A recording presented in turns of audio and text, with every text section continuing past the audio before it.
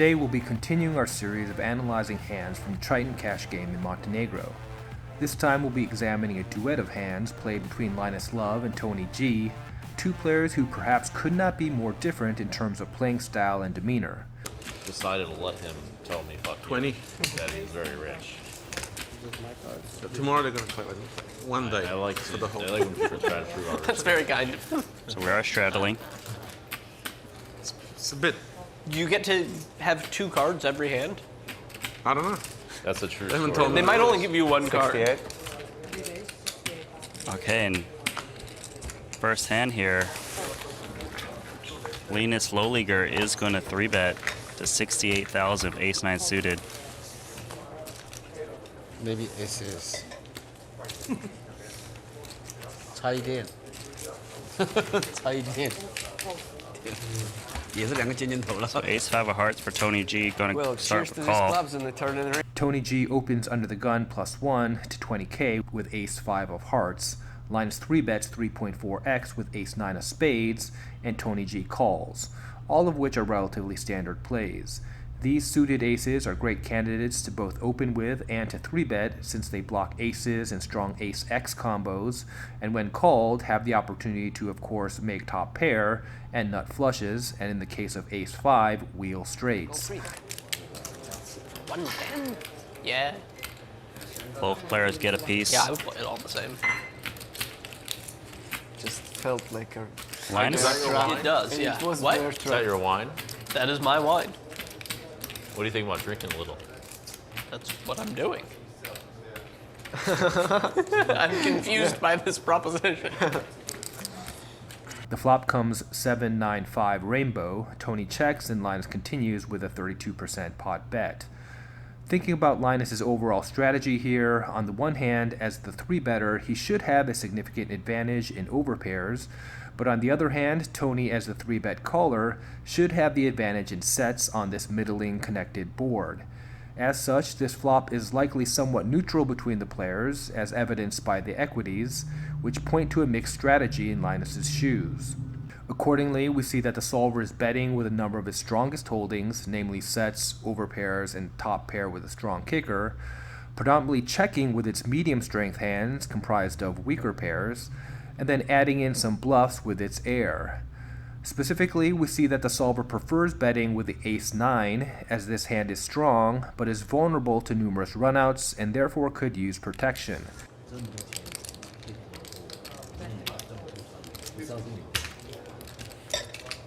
The proposition didn't have to be. A proposition doesn't have to be. With Linus's small sizing, we see that the solver is doing a lot of calling here in Tony's shoes, particularly since this board should have missed a good portion of Linus's range.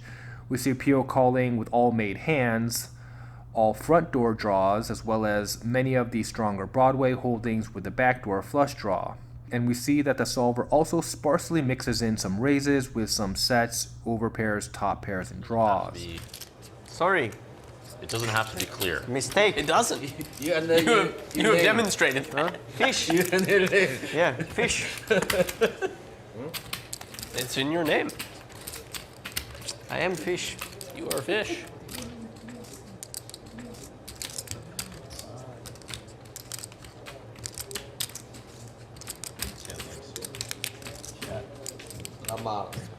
I'm not sure if he likes 130.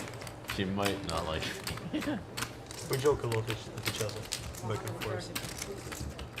The turn is the king of diamonds, Tony checks, and Linus barrels with a 51% pot bet. Interestingly, we see that the solver is betting the sizing with 95% of its range, including with Linus's holding. So why is this? Well, in my last video, I previewed my hand analysis system, which is structured in 3 sequential levels, and this hand, I think, is a great example of why the system is designed that way.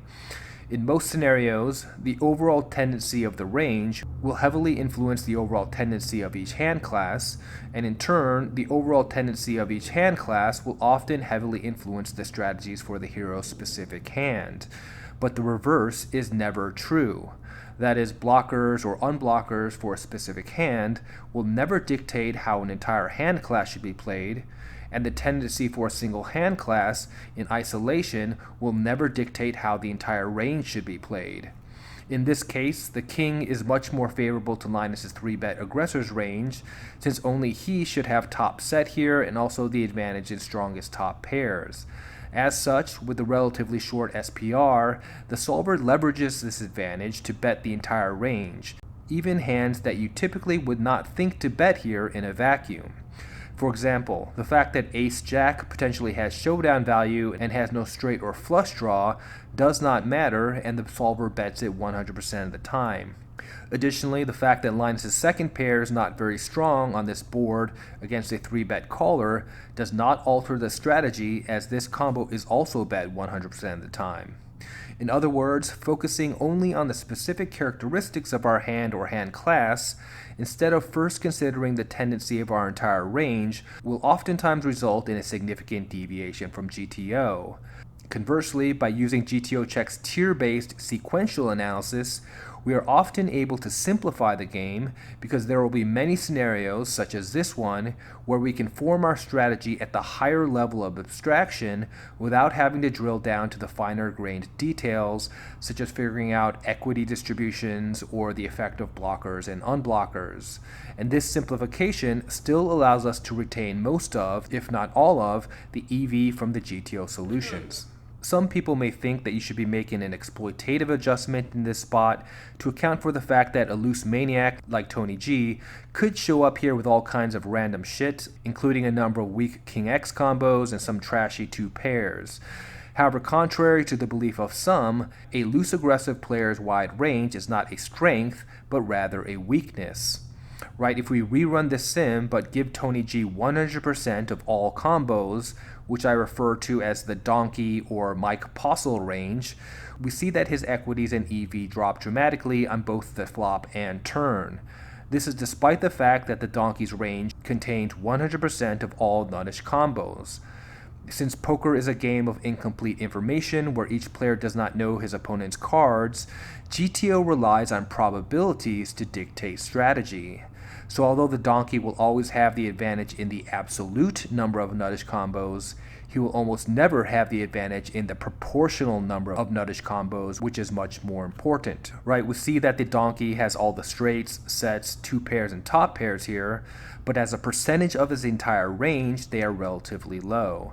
Given the donkey's wide range, there is a greater probability that he has a weak holding instead of a strong one, which decreases the donkey's ability to effectively bluff, and there is a greater probability that the donkey's opponent has a superior holding, which increases the ability of his opponent to apply pressure. The other day when I was about to get bubbled in that tournament, Yeah, give him the king. Oh, Only out he had. let's go.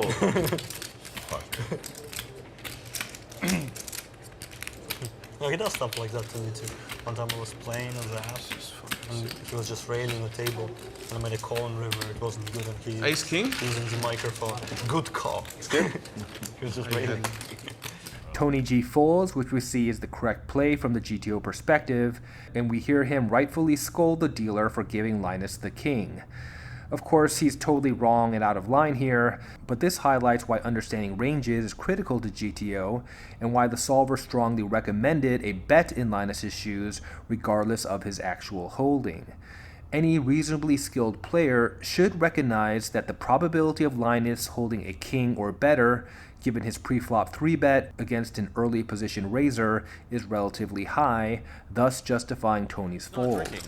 Who's not After your drinking? raise, Let's everyone and drink, you thought yeah? like they folded. Let's drink. So you were like just Come on. pushing You your have to cards into their drink. mind. No. I didn't drink it here anyway. Because it's... Bottoms up. We have to drink, come on. Oh, yeah. We have to enjoy. Cheers. Cheers. Cheers, big What happened ears. with this size of the table? Come on, guys. Wow, look, Fish is drinking.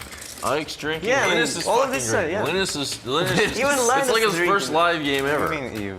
He's playing the biggest game I think he's ever played. And he just doubled up, easy that's double an up, soft assumption. double up on the river. Is That wasn't a double up, that was a chop up. Okay, but still, that's the Is same. this not the biggest How game much you you ever winning? played? You're Is this winning not a the biggest lot, game right? you ever played? No, I think he's winning. How could you just I don't know. assume that? I definitely played a lot bigger than Because this. what fucking game would you play bigger than that? Is it possible to play a lot bigger than this? Like Yeah. 100 times bigger. No, not 100, but a lot bigger. I've heard of 10 times bigger. Not often. Yeah. Definitely not on TV. No, not. Even Linus is having a drink. Yeah, I like that. 20. Everyone should play with me. When I raise, it's just an automatic call. Blind call. That's crazy. No, you have to call. That's good. I like that. Yeah. And then, like, only look at one card. All right, LLinusLLove is in. I already And looked don't at double. both Okay, of let's them. make a rule now. We don't look at the cards again. That's fair. Okay, That's okay. fair. That's fair. See, now that's really interesting. Now I don't know if I have a club or No, not. we made a rule. We made a rule. Okay. We made a rule. Or maybe I do. Rules are there to be kept. So in this hand, the action folds around to Tony on the button, and he raises 20k with king 10, and Linus calls in the straddle with ace 7. The flop comes 6-3-7 all clubs, and Tony continues with a 40% pot bet. Despite having an overall range advantage due to the straddle's weak range, we see that the solver is doing quite a bit of checking on this board in Tony's shoes, given that it is monotone and connected at the lower end, which results in a number of possible made flushes and straights in Linus's range. However, we do see that Pio is betting king 10 with decent frequency, although it is favoring checking when holding the club. This may be due to the fact that the king by itself has some showdown value against the straddle's range, so closing the action in an attempt to realize equity which is boosted by the club does make sense. If you feel you have a club, you should call and or raise. You have two clubs. But we can't look back.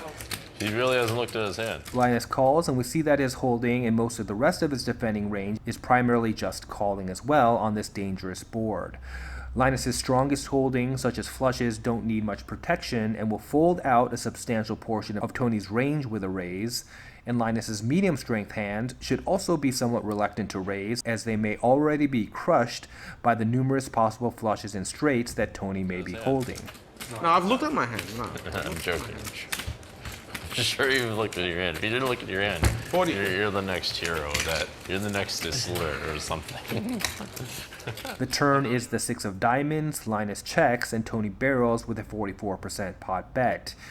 Here we see that the solver is checking virtually 100% of its king 10 combos, including ones holding a club.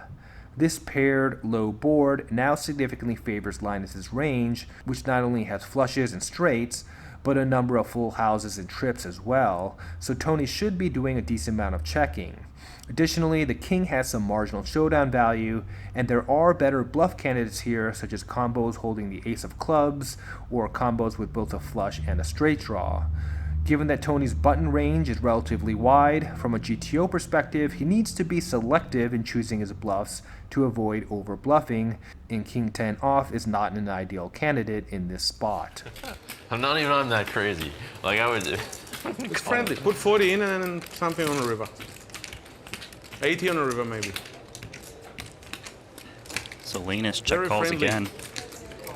Very decent. Tony G hits the clubs. 100. Quickly bets 100k. The river is the 5 of clubs, Linus checks, and Tony bets 59% pot.